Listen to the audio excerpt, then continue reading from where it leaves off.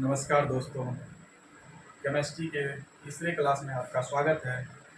जैसा कि हम केमिस्ट्री में बेसिक से चैप्टर का स्टार्टिंग कर चुके हैं, आज देख सकते होंगे कि तीसरा क्लास है केमिस्ट्री में, जिसमें हमने कार्बन एवं उसके यौगिक, कार्बन एंड कंपाउंड, आज हम कार्बन के बारे में पढ़ेंगे।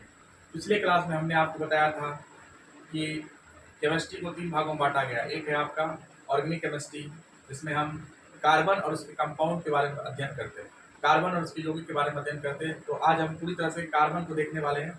आप ध्यान से वीडियो को पूरा देखें, कंप्लीट देखें, ताकि पूरी जानकारी कार्बन के बारे में ले पाए और आज के बाद किसी तरह का कन्फ्यूजन नहीं हो पाए आपको कार्बन को लेकर। तो ध्यान देते हैं कार्बन। आपको बताओ, पीरियडिक टेबल में कार्बन का स्थान छठा आता है, कार्बन का स्थान छठा आता है, इसलिए हम C6 बोलते हैं उसको। अब ध्यान देख सकते हैं आप कि अधिकांश वस्तु कार्बन के यौगिक से बने होते हैं। इस पृथ्वी पर अधिकांश वस्तु अगर आप देखेंगे तो वो क्या कार्बन के बने हैं, जैसे कि भोजन, कपड़ा, दवाई, पुस्तक, सभी में कहीं ना कहीं कार्बन के अंश पाए जाते हैं। तो ओवरऑल कह सकते हैं कि इस पृथ्वी पर जितने भी पदार्थ हैं, जितने भी वस्तुएं हैं, उसमें अधिकांश वस्तु कार्बन के बने हैं। उसमें कार्बन मौजूद है, किसी ना किसी फॉर्म में, किसी ना किसी रूप में कार्बन मौजूद है। अब देखिए, सजीव की सभी संरचनाएं कार्बन पर आधारित होती है। हमारे शरीर में जो भी कहीं अंग जो है, कहीं ना कहीं कार्बन से कोलरेट है, कार्बन से बना हुआ है। सजीव जितने भी सजीव प्राणी हैं, चाहे वो मनुष्य हो या जीव जंतु प्राणी, सभी की संरचनाएं कार्बन पर आधारित होती है। हमारा जो स्ट्रक्चर है वो कार्बन पर पूरी तरह से आधारित है। अब भूपट्टी में पाए जाने वाले खनिज में कार्बन केवल 0.02%। भूपट्टी मतलब इस पृथ्वी पर, अगर भूपट्टी में देखा जाए और या फिर वायुमंडल की बात किया है तो कार्बन की मात्रा अधिक नहीं है। तो भूपट्टी पर कितना है कार्बन? भूपट्टी में पाए जाने वाले खनिज में कार्बन केवल 0.02%। खनिज में आप देख सकते हैं कोयला, पेट्रोलियम, इसमें कार्बन की मात्रा 1% से भी कम है, देख सकते हैं 0.02%। उसी तरह से वायुमंडल, एटमॉस्फेयर जो हमारा वायुमंडल है, उसमें देखिए कार्बन डाइऑक्साइड, कार्बन अकेला नहीं, उसमें कार्बन डाइऑक्साइड ऑक्सीजन के साथ मिलकर जो संयोग किया है वो 0.03%।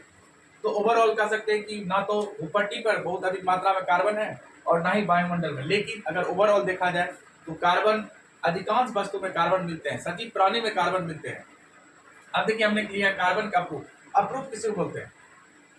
अप्रूफ उसे बोलते हैं जो उस रूप में, कार्बन के रूप में ही पाया जाता है। तो आप यहाँ पर वीवीआई देखिए, क्वेश्चन किसी भी एग्जाम के लिए महत्वपूर्ण होता है। हीरा, ग्रेफाइट और फुलेरिन, ये तीनों का तीनों कार्बन के अप्रूफ है।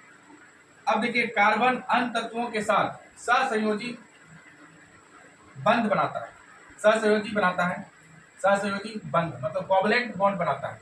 अब सहसंयोजी बंध क्या है, इसको हम पूरी तरह समझेंगे। इस टॉपिक में सबसे महत्वपूर्ण बात कोई है तो सहसंयोजी बंध।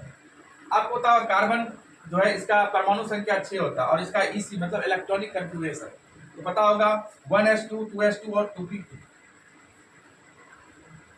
ये होता है। आप देखिए, इसके बाह्यतम कक्षा में, बाह्यतम कक्षा ये, इसके बाह्यतम कक्षा में इलेक्ट्रॉन की संख्या कितना है? 4।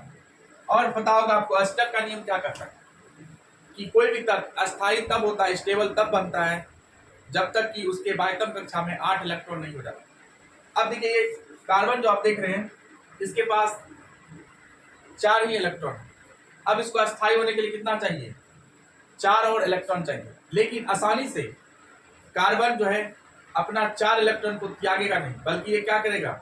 4 इलेक्ट्रॉन लेने का कोशिश करेगा, प्राप्त करने का कोशिश करेगा। क्योंकि आपको पता होगा कि इनर्ट गैस जो होता है, इनर्ट गैस मतलब अक्रिय गैस जो होता है, उसे पता होगा पीरियोडिक टेबल में जो होता है आपका 18वां जो होता है ग्रुप, सबसे लास्ट ग्रुप, उसे हम क्या बोलते हैं? इनर्ट गैस बोलते हैं, अक्रिय गैस बोलते हैं। जिसमें कि आपको पता है हीलियम पहला अक्रिय गैस होता है, हीलियम। फिर होता है नियॉन, नियॉन होता है। फिर होता है आर्गन, क्रिप्टन, जिनॉन और रेडॉन। ये इस तरह से 6 इनर्ट गैस होते हैं। तो इस इनर्ट गैस को पूरा करने के लिए कार्बन को 8 बनाना होगा, क्योंकि इनर्ट गैस के बाह्यतम कक्षा में 8 इलेक्ट्रॉन होते हैं अष्टक के नियम से। तो अब यहाँ पर हम आपको कोवलेंट बॉन्ड बताने जा रहे हैं। इसके लिए आप एक एग्जांपल हम लेते हैं, जैसे कि हम लेते हैं मीथेन। कल ही हमने बताया था मीथेन। मीथेन का सूत्र होता है CH4। CH4। अब देखिए कार्बन के बाह्यतम कक्षा में कितने इलेक्ट्रॉन होते हैं? 4। 2 और 2 4 होते हैं। तो कार्बन को हम इस तरह से लिख सकते हैं, ये 4 इलेक्ट्रॉन हमने दे दिया। उसके बाद फिर देख लीजिए हाइड्रोजन। हाइड्रोजन के बाह्यतम कक्षा में 1 इलेक्ट्रॉन होता है, ओनली 1 इलेक्ट्रॉन। लेकिन इसके पास देखिए 4 हाइड्रोजन है तो 4 इलेक्ट्रॉन होगा। तो और से हम 2 इलेक्ट्रॉन यहाँ से 4 इलेक्ट्रॉन दे सकते हैं, 1 2 3 और 4। उसके बाद फिर हम इसे हाइड्रोजन बंध से हम इसको क्या करने जा रहे हैं? आबद्ध करने जा रहे हैं चारों तरफ से हाइड्रोजन। इधर से भी हाइड्रोजन ले लेते हैं, इधर से भी हाइड्रोजन, इधर से भी हाइड्रोजन और इधर से भी हाइड्रोजन। अब देखिए इस तरह से हम इसे क्या कर रहे हैं? अष्टक पूरा कंप्लीट करवा रहे हैं।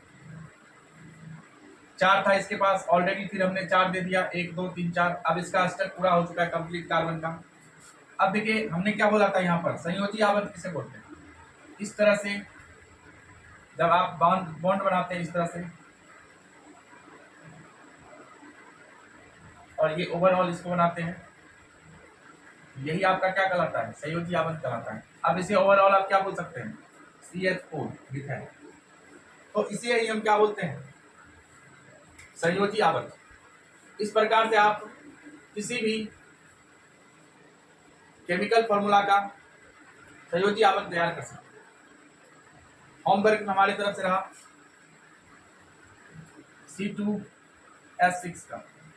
C2H6 पता होगा आपको, इथेन का सूत्र होता है। इसका आप संयोजी आबद्ध तैयार करें इस तरह से। आई होप कि आपको ये वीडियो समझ में आया होगा, आपके लिए हेल्पफुल होगा। मिलते हैं किसी नेक्स्ट वीडियो में। आप चैनल को ज़्यादा से ज़्यादा सब्सक्राइब करें, ज़्यादा से ज़्यादा शेयर करें, कमेंट करें। अगर किसी तरह का आपको डाउट हो तो आप कमेंट में लिख सकते हैं। मिलते हैं नेक्स्ट वीडियो में। जय हिंद, जय भारत।